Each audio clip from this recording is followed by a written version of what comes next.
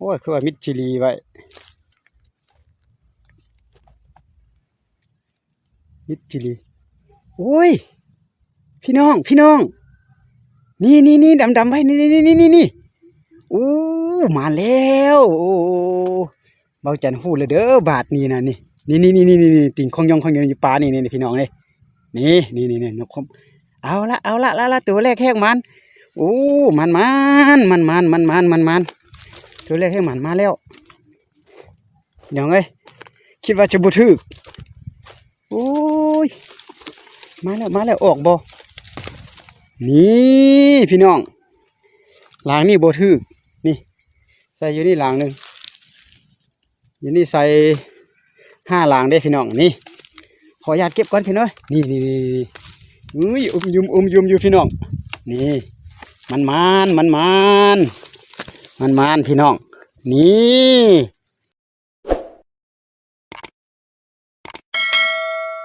เอาทักทายสบายดีพี่น้องที่เข้ามาติดตามรับชมก็จันออกมาโตนกคมปลามันต้นแต่ว่าเขาบ่ได้มะกุนพี่น้องไงนี่เพราะฉะนั้นแต่ว่าไปกลางไว้แล้วพี่น้อง4หลัง5หลังนี่แหละแต่ว่าลืมโทรศัพท์พี่น้องเอ้ยลืมโทรศัพท์ก็เลยว่าออกมาเอาโทรศัพท์เลยอยู่พูดจักจะมีนกบ่มีนกบ่จักเลยเนี่ยอยู่แจ่หมดชุดพุ่นละพี่น้องไปจะพาพี่น้องย่างไปเบิ่งแล้วก็จะเอาโทรศัพท์หน่วยนี่แหละเปิดเครื่องเสียงนะเครื่องเสียงเครื่องอย่างต่อไว้หมดละแล้วซอกโทรศัพท์บ่เห็นพี่น้องเลยก็เลยย่างออกมาเอาโทรศัพท์อีก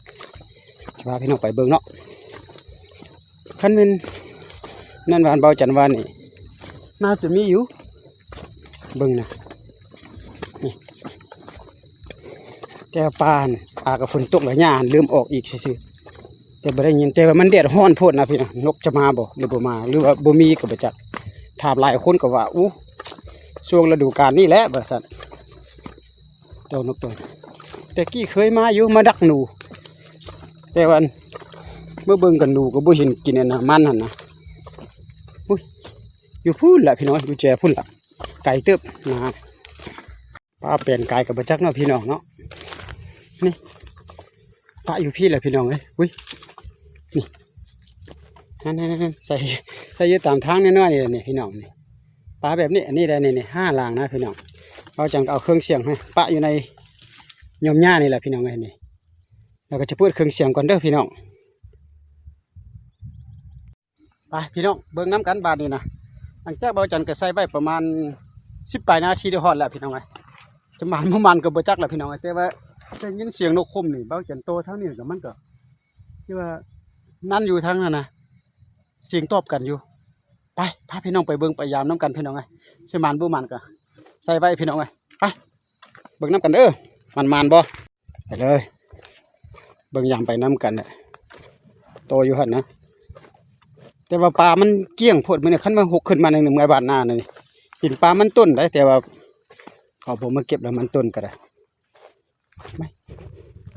สิมันหรือบ่มันก็เบิ่งน้ำกันนี่แหละพี่น้องพอมันจักตัวจักใดได้ไหมมันบ่โอ้ยคือว่ามิดจิลีไว้มิดจิลีโอ้ยพี่น้องนี่ดำไว้นี่โอ้มาแล้วโอ้เบาจันหูเลยเด้อบาทนี่นะนี่ติ่งของยองอยู่ปลานี่พี่น้องเลยนี่นกคมเอาละตัวแรกแห้งมันโอ้มันตัวแรกแห้งมันมาแล้วเดี๋ยวไงคิดว่าจะบุทึกโอ้ยมาแล้วออกบ่นี่พี่น้องหลังนี่บุทึกนี่ใส่อยู่นี่หลังหนึ่งอยู่นี่ใส่5หลังได้พี่น้องนี่ขออนุญาตเก็บก่อนพี่น้อยนี่อุ้ยยุมอยู่พี่น้องนี่มันพี่น้องนี่มันมาแล้วบาทนี่นะเก็บกันเด้อพี่น้องมาแล้วเก็บก่อนเก็บ มานกคุ้มแล้วเลิกเขาพี่น้องได้เรื่องพี่น้องเอ้ยมันพี่น้องนี่โอ้ได้เรื่องอุ้ยพันยาหมดสุดยอดพี่น้องมันตัวหนึ่งอันนี้เป็นครั้งแรกในการดักนกในการดักนกคุ้มโอ้ครั้งแรกในชีวิตเด้อพี่น้องเอ้ยเอามาตัวนึงก็ที่ว่ามันโอเคแล้วพี่น้องเอ้ยสำเนียงขออนุญาตเก็บก่อนนี่มาแล้วครับผม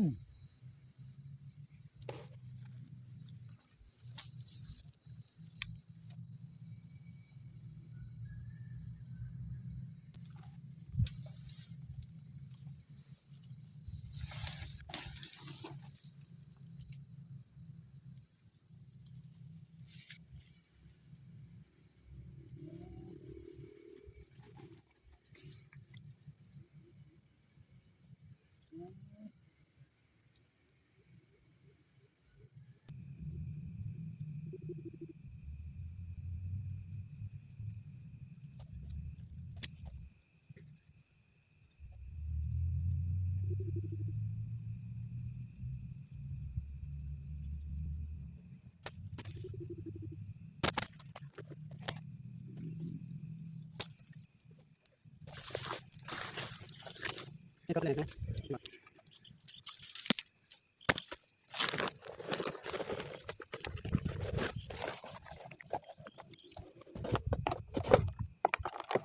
เอาจันก็คิดว่าชิบหมานพี่น้องเลยโอ้มันก็ได้อยู่ได้นะได้ตัวนี้ก็บ่เป็นยังรถเส้นทง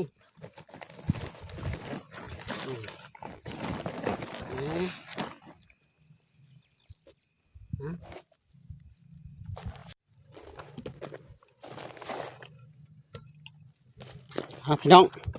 นะมาสรุปผลงานพี่น้องเลยมันตัวนึงแล้วพี่น้องเลยยังไม่ได้แก้เถอะเอาไปแก้อยู่บ้านเพื่อนละไปแก้อยู่เฮือนเพื่อนละพี่น้องเลยไปเต็มเลยแห้งมันของเรามันแล้วได้ตัวนึงก็โอ้ก็หัวมันก็สิมันเนาะพี่น้องเนาะปลาแบบนี้ก็มีอยู่แต่ว่าฮักมันแปลนได้แต่เป็นปลามันต้นนั่นแหละนี่ข้างก็จะเป็นปลาเนาะที่5 ลางมันเต็มหนึ่งครั้งแรกในการดักนกคุ้มมันแล้วพี่น้องเอ้ยขอขอบใจเด้อที่เขามาติดตามครับชมครับเบิ้งพี่น้องเบิ้งแล้วก็ฝากไลค์ฝากแชร์ฝากติดตามเด้อ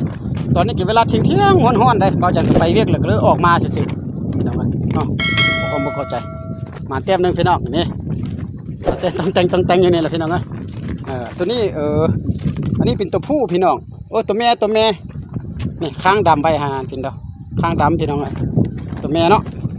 เอาเบิ้งแล้วก็ฝากไลค์ฝากแชร์ฝากติดตามน้ำแดงพี่น้องพอกันในคลิปต่อไปเบาจันก็มีอย่างก็จะหาอยู่หากินให้พี่น้องได้เบิ้งได้ซุ่มเอาจังซี่แหละพี่น้องเนาะกลับเพื่อนก่อนบ้านนี่นะย่างไปออกบ่อนสินทางพุ่นแล้วแบบนี้นะนึกว่าสิก็ได้ยินอยู่เสียงมันตอบกันอยู่นี่ก็จำได้เอาสำนักพี่น้องนั่นก็เป็นทางถนนใหญ่ได้อยู่หันกับถนนใหญ่รถเข้าออกอยู่เด้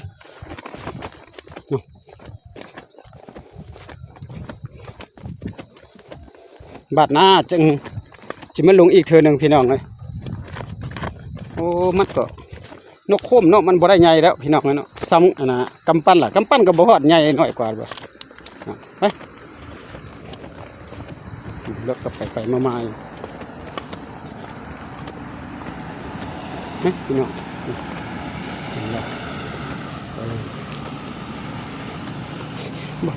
ตึกตัวนั้นน่ะตึกเขาเล่นเกมได้พี่น้องไงโอ้ทุกมือเขามาเล่นเกมอยู่หันน่ะเอาบายพี่น้อง